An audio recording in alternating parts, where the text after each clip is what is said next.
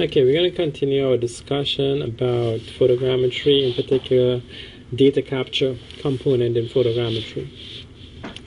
An understanding of what is required in order to acquire suitable aerial photograph that meet your project specification.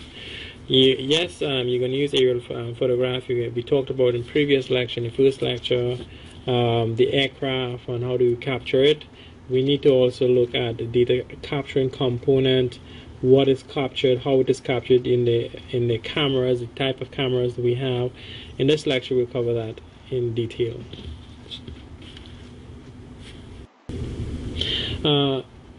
This is your table of content. In this lecture, we're going to look at the aerial film types, aerial cameras, film type.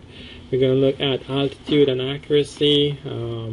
How do we determine what determines the altitude at which our aircraft is flying and what accuracy we want to achieve. And then targeting survey points. We need to capture aerial photograph such that we have control points visible on the ground at the time of the photograph, visible on the ground, also visible on the photograph at the time of capture.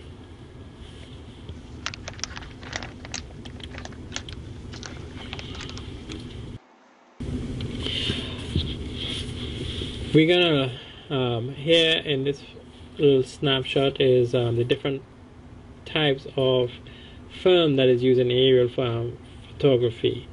Traditionally, the cameras we use were called frame cameras, and they have different type of film.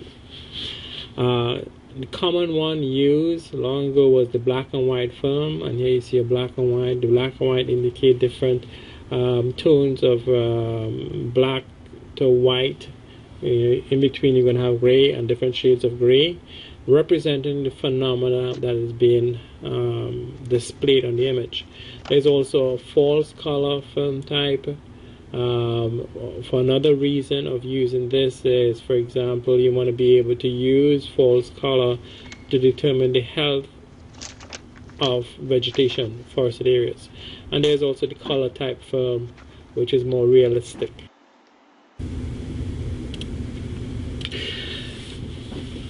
The traditional method of capturing a photograph made use of your what we call a frame camera. This is an example of a frame camera that is fastened to the base of an aircraft, a Cessna aircraft. Notice the camera is fastened securely on the base of the aircraft. There is room for two operators and the pilot, so you can have two operators there with the pilot up front. And these operators typically make sure that things are working properly, that everything is good, and the pilot obviously will be flying the aircraft. Alright, let's look at the generic diagram of what that frame camera looks like. This is what a frame camera, there are different types of course, but this is what a typical frame camera would contain.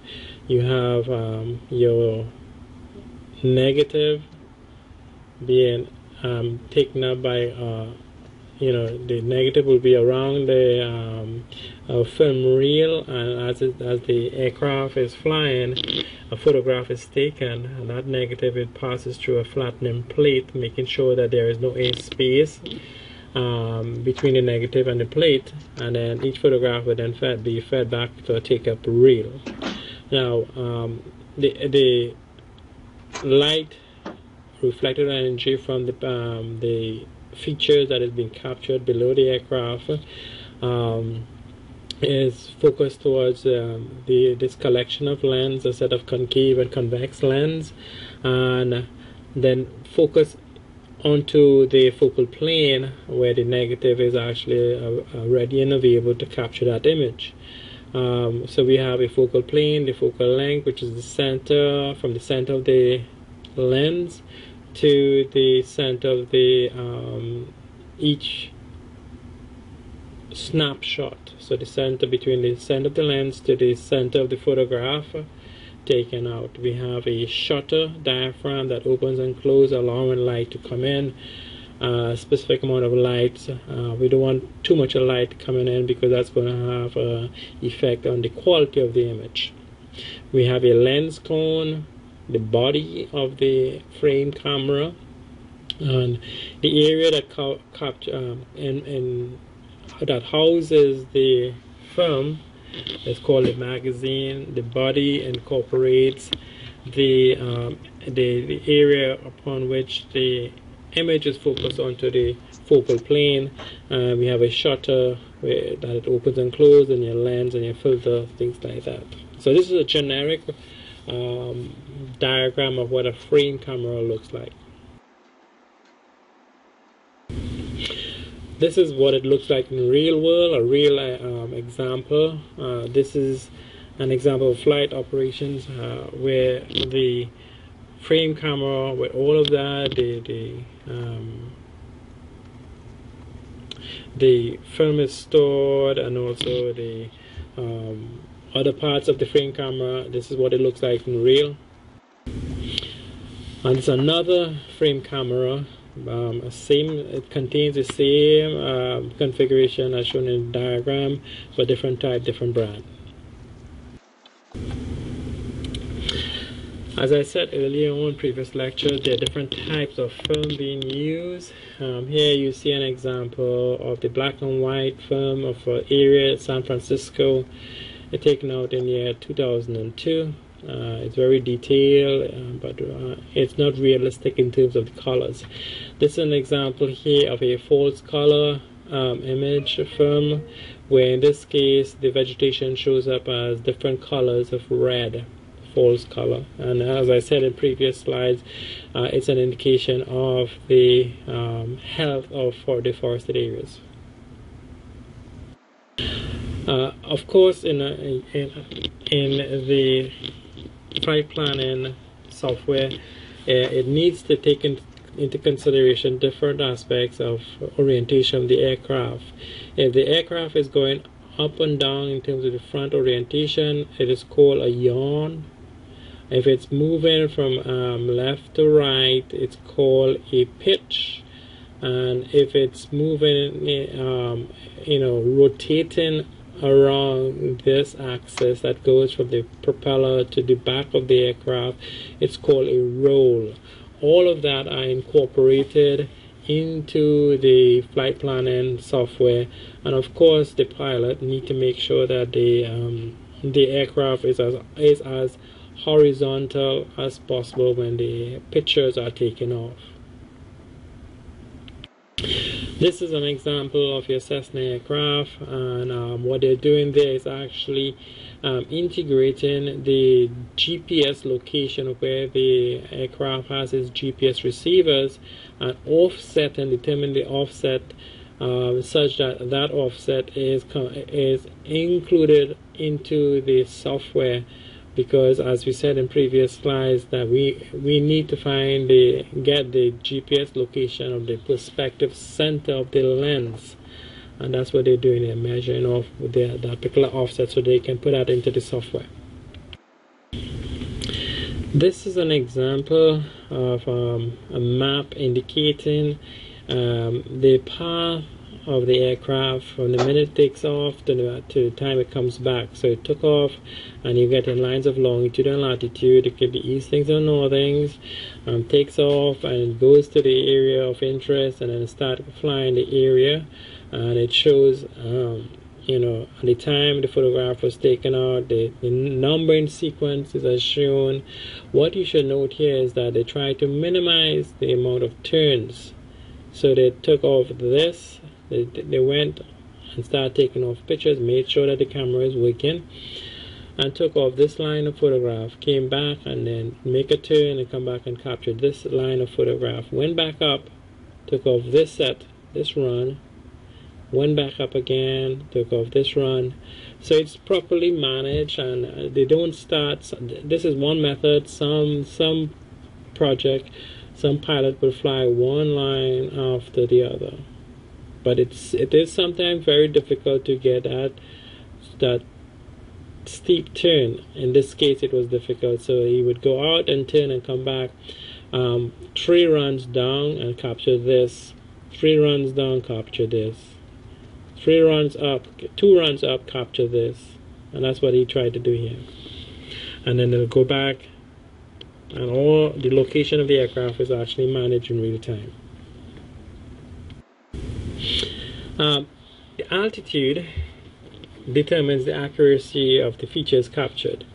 As we said before, lower the altitude, better the accuracy. Higher the altitude, less the accuracy relative to if it was captured at lower altitude. Now, lower the altitude, smaller the area captured. Higher the altitude, larger the area. So a higher altitude means that I'm going to have less photograph, larger area to cover, less expensive because I have less photograph, but at the expense of a lower accuracy. Here you're getting a altitude of 12,000 feet. Here in this example of 1,200 feet. The accuracy here, the scale is 1 inch equal to 200 feet. Here at a high altitude, 1 inch is 2,000 feet. So it all depends upon the application and what budget you have to work with in terms of capturing the aerial imagery. Now, the best thing to do is, yes, you might say, okay, let's get at a very low altitude so we get as much details as possible. But in a case like that, it's going to be much more expensive because you have more photograph, more time in terms of more flight runs that the aircraft need to fly to cover the given area. So it all depends upon the application, what you're going to use the data for. Accuracy is also when you compare it in terms of helicopters versus the Cessna aircraft. Your helicopter can fly at very low altitude, and again, the accuracy is going to be better than your Cessna aircraft, but it's going to be more expensive. Just to compare, if I look at comparing your Cessna with your helicopter, the scale using a helicopter could be 1 inch is equal to 60 feet, while your Cessna 1 inch is equal to 200 feet. And again, it all depends upon the intended application. This is a table showing you different accuracies, the flying height, flying altitude, what is the vertical control you can get, the best vertical control, meaning the Z value or the height of the point on the ground. The horizontal accuracies in terms of how good you're going to get the X and Y location of points on the ground is going to be close to 4 feet at a flying altitude of 18,000 feet. What you can get is actually at the 18,000 feet you can get road center lines, but you cannot get the edges of the roads. At a flying altitude of 1,500 feet you can get your Z or your height above mean sea level to an accuracy of quarter foot, 0.25 foot. Your horizontal, your X and Y location of features can be within an accuracy of 1 foot. And you can get manholes, being able to map manholes, poles, things like that. At a flying altitude of 360 feet, with vertical accuracy can be 0.05 foot, and your horizontal 0.1 of a foot. Here we can actually delineate or capture cracks and slab lines, things like that. So much better accuracy there. Which one is best? All of these flying altitude are very useful, but at the end of the day, it all depends upon what you're going to use that data for. What is the specifications as defined by your clients or your customers. Those considerations will determine which of these or which other flying altitude is appropriate for your application.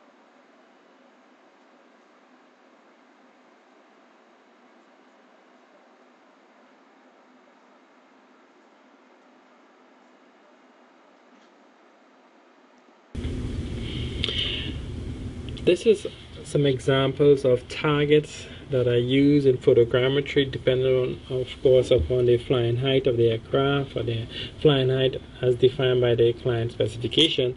These targets for low altitude aircraft, because in order to see this at a high altitude you would not be able to see this. They can be as small as this if I'm using helicopters, and be able to capture that at the time of photography. The survey will go out and capture, will determine what is the control point, the X, Y, and Z values of that particular point. And this is what it looks like on a zoomed in version of the target. This slide shows some other examples, different types of photo control targets that are used depending upon the situation, depending upon the project specification. But what is common in all these targets is that the center point of those targets have to be accurately known in terms of its X, Y, and Z values. So we have here on the top, we have a square target with square black and white target that is essentially placed on the ground and properly fastened onto the ground, preventing it from moving at the time the photograph is taken. And then the surveyor will come in and determine what is the X, Y, and Z value at the center point there on the target.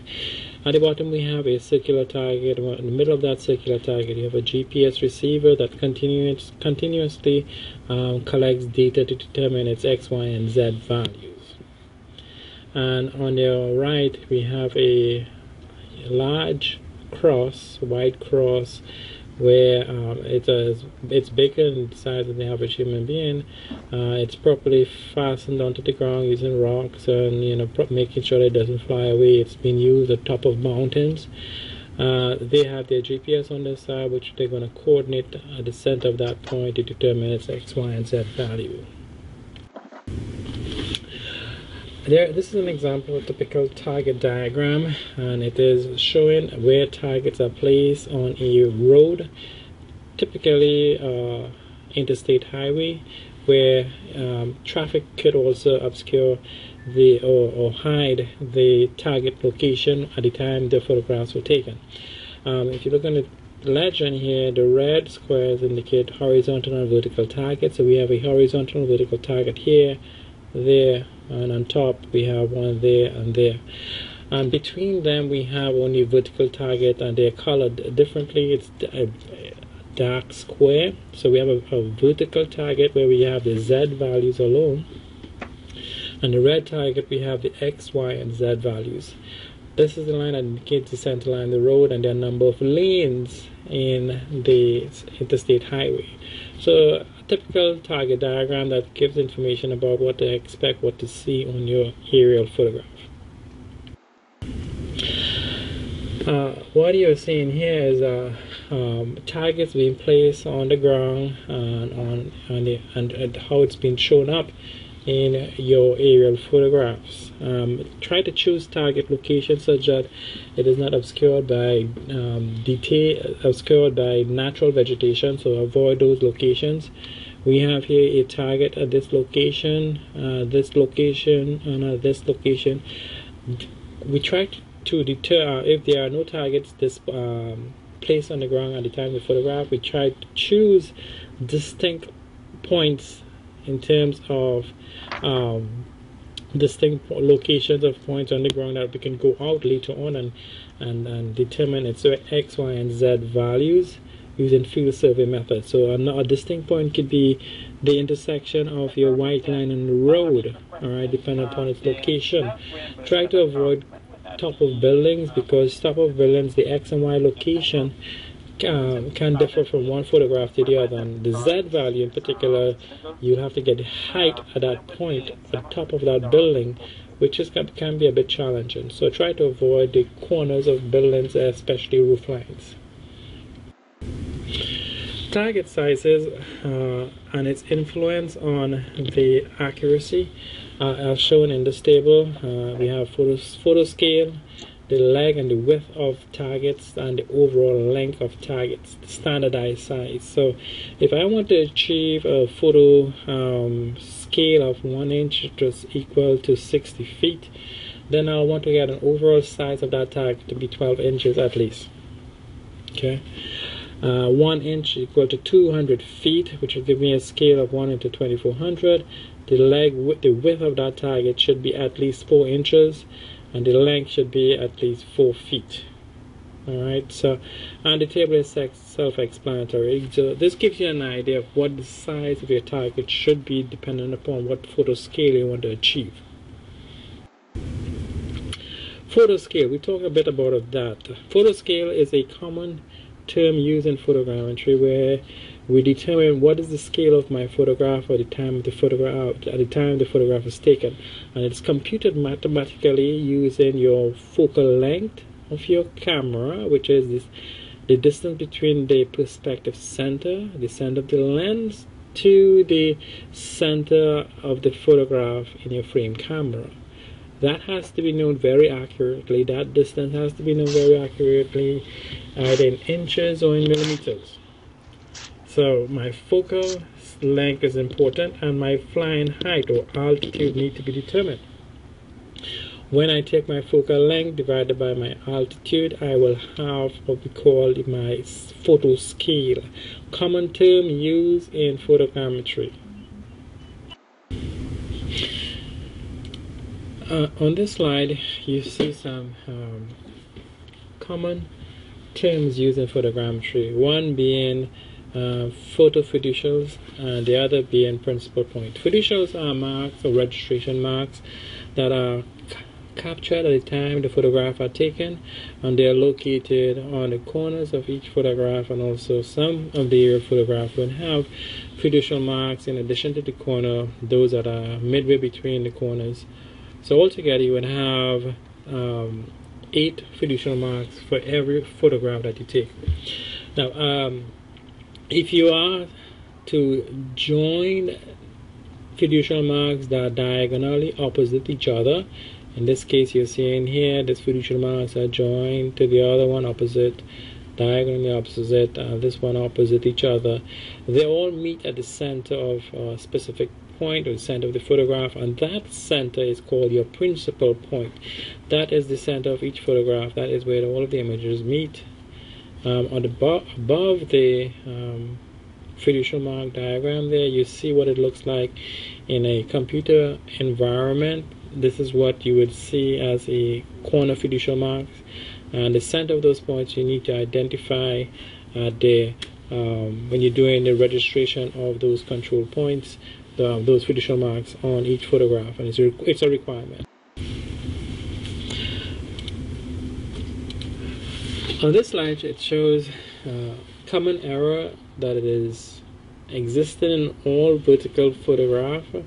It's called relief error, and what it essentially involves is that for a given object on the terrain, take for example this building, when that ray of light was reflected at the top of the building, that ray of light will be recorded first as opposed to the ray of light reflected at the base of that building. And because the top of the building will be recorded first on a vertical photograph, there is an error which we call a relief error, and that is an inaccurate location of objects on a vertical photograph. There are ways of computing that relief error, and using mathematics, the formula below we can use to determine what is that relief error.